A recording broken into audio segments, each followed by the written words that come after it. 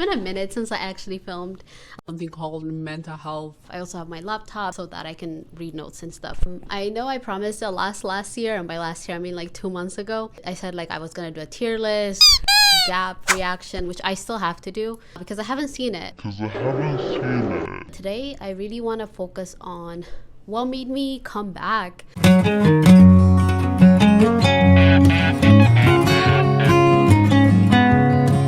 My school president. So if you don't know what my school president is and you've been living under a rock, my school president is a 2022 BL. So here's the synopsis. I'm gonna read it real quick. Student body president Tin has a secret crush on Gun, the head of the music club and lead singer of middling band Chinzilla. The son of the principal, Tin is instructed to axe any clubs that don't boost their school's reputation. The music club tops that list, and Tin is therefore Gun's #1 enemy. Desperate to save his club, Gun will do anything, even pledge servitude to Tin. When Tin learns Chinzilla has a rule that band members aren't to date until they win the hot wave music, he vows to do whatever it takes to help them do just that. And it's adapted from this novel called My Boyfriend is the School President, which I haven't read. It's in Thai. Is it a perfect show? Nothing is a perfect show, but it is near damn a perfect show. I feel like I say that maybe a lot on this channel, but I really do think that GMM is turning a new leaf and like coming up with like these shows that are incredibly fresh, like, you know, like tired premises, but really with fresh takes. Okay.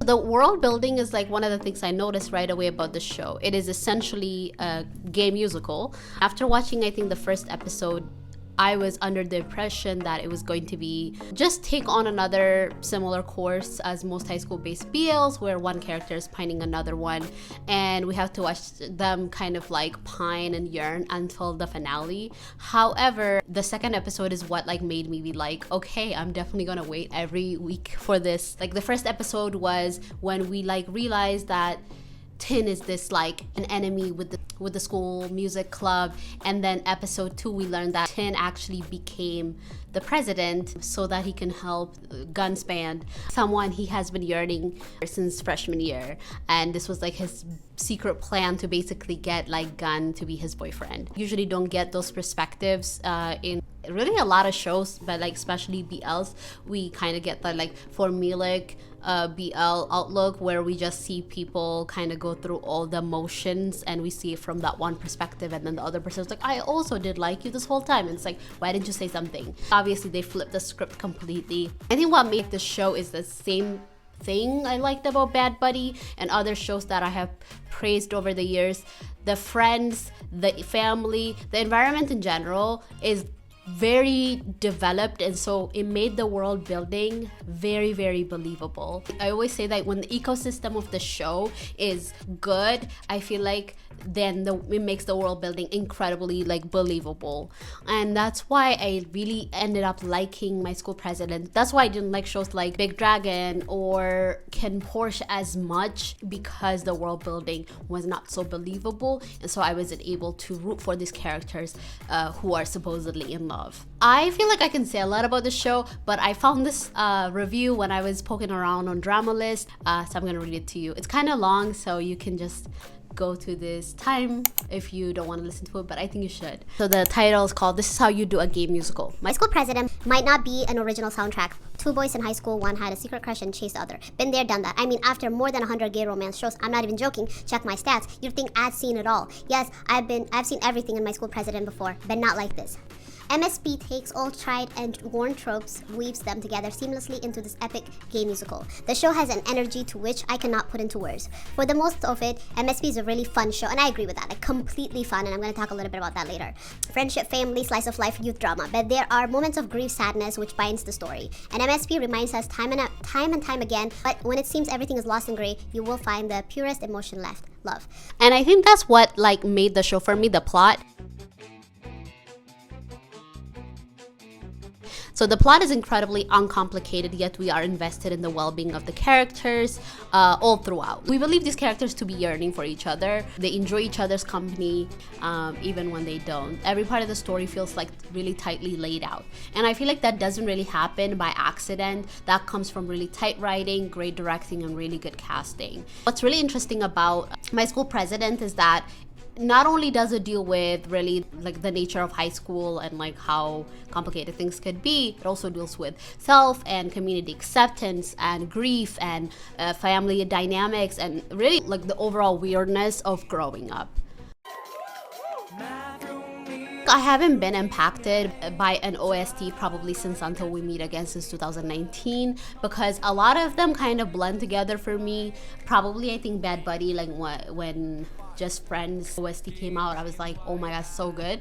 But I haven't really been impacted. The tone of each music within the show and the lyric feel very much intertwined with the way the characters are growing and connecting and really recognizing how their growing up is happening in front of them. I also really like the fact that like the music wasn't really left just with the two main characters. A lot of the side characters, I really liked song, I don't remember, I'll put it up. But like when Gun's mom sings and the whole cast joins, it felt like really like a big musical, and I'm a musical person, so I like really enjoyed that. I think a lot of shows, specifically BLs, when they actually have songs or just like music in general come up, I always cringe because it's not done very well. It feels like just like really rushed in my opinion just to have an OST. But I think with this show, I don't know how they did it, but every song feels extremely important to the progression of the plot and the transition of like the scenes. Which brings me to things fitting very well, and obviously this cannot be done without the cast, the chemistry, and the characterization. I mean, generally like casts are chosen intentionally in BLs because it's like, you know, at the end of the day, you make your money. The cast feels extremely intentionally chosen with this one, and you could tell that they did a ton of workshops. I enjoyed everyone equally on the show. However, I have to give a special shout out to like Ford and Gemini because I feel like they are going to definitely be new breakout artists of GMMTV, and I did not see that coming at all. I really like Ford. I think he's an incredibly like expressive actor. He's gonna go far. I feel like we called it. The energy that both Gemini and Ford brought to Tin and Gun's like first love and realization was really incredibly touching. Hi guys, it's Editing Me. I forgot to say something that I noticed about the show that is typically a lot harder to do, specifically in BLs, because there's this rushing of characters developing, is that the characters on My School President don't contradict their values and morals throughout the story, and their actions feel consistent with their characterization, which affirms the relationship dynamic, which I think and arguably is one of the healthiest one I've seen in any, really most BLs. The values are not contradicted later on. The recall is very consistent. The characters feel like an ensemble cast and not disconnected from their overall arc. The side stories or the characters that are more supporting characters don't feel like placeholders. They actually feel developed and connected to the overall story. I think their chemistry is really effortless, and I feel like that happens from like spending a lot of time together and a lot of just like fan servicing obviously, but also a lot of like camaraderie and just being able to be okay with each other. I think that usually happens when you actually like your co-star, so that's very clear. And I feel like even when I see like the behind the scenes and stuff that comes out, they enjoy each other so much. I think the last time I remember that type of chemistry, even like off screen, is Off Gun, the Not Me cast. I think they had an incredibly fun time shooting that. That's kind of what I got from like watching like some of the behind the scenes that come out. Not that there's a lot, but yeah. I think it would be extremely disingenuous to talk about like everything and not really talk about the directing and the production. The scene transitions within the show are so seamless. They feel so natural to the progression of the plot, like I said, but also the progression of the characters. They don't really fumble between different conflicts and story arcs. Everything is very clear. In the most recent show that I watched that I was like everything feels extremely choppy is the show. I compare it to something like Ken Porsche, where really the stakes are higher, the production value is obviously much higher, but with a simple premise like My School President, I was feeling right at home. like almost like by second episode, like a very rare occurrence, at least for me. I don't know about y'all. Even though I think it's a story that we have seen like different variations of, it's directed and produced in such a fresh way that it feels new and it has like an essence of its own. Finally, I really want to talk about something that GMMTV notoriously is known for, which is really like not landing the finale. And the finale always leaves you to be desiring more. I don't know, like something about the finale feels like incomplete. And I didn't know why until I saw my school president do the finale.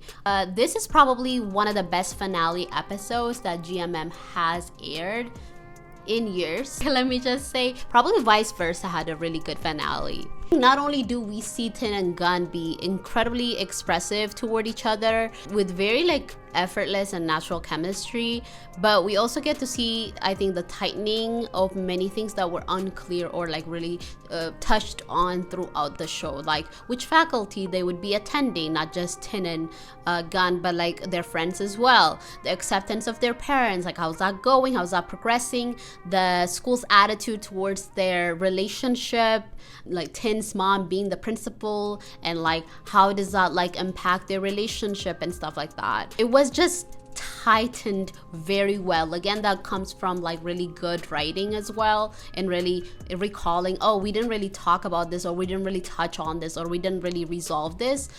Usually like shows kind of just abandon that, and I feel like this finale did such an amazing job of doing just that. Because of the saturation of the BL industry, there is this rush for another show GMMTV is promoting. Like right now it's Boss and a Babe, yeah, which I'm excited for, don't get me wrong, because like GMMTV is eager for audiences to latch on to the next show. They kind of just like don't really land the finale. Again, not the case with My School President. Okay, feel like I've beaten this dead horse. I hate that saying, but like, yeah.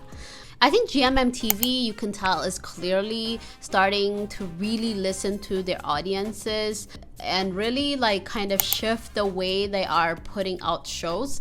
I was talking with someone about how previously some of my favorite shows have been Taiwanese shows, and to this day I really like Taiwanese shows, but there is some quality that has gone down in Taiwanese shows, and then now Japanese shows are like my thing. Like I really like Japanese BLs. I think My Beautiful Man, Eternal Yesterday, The End of the World with You, like they put out like incredibly quality BLs. That's what I want to see, like really fresh.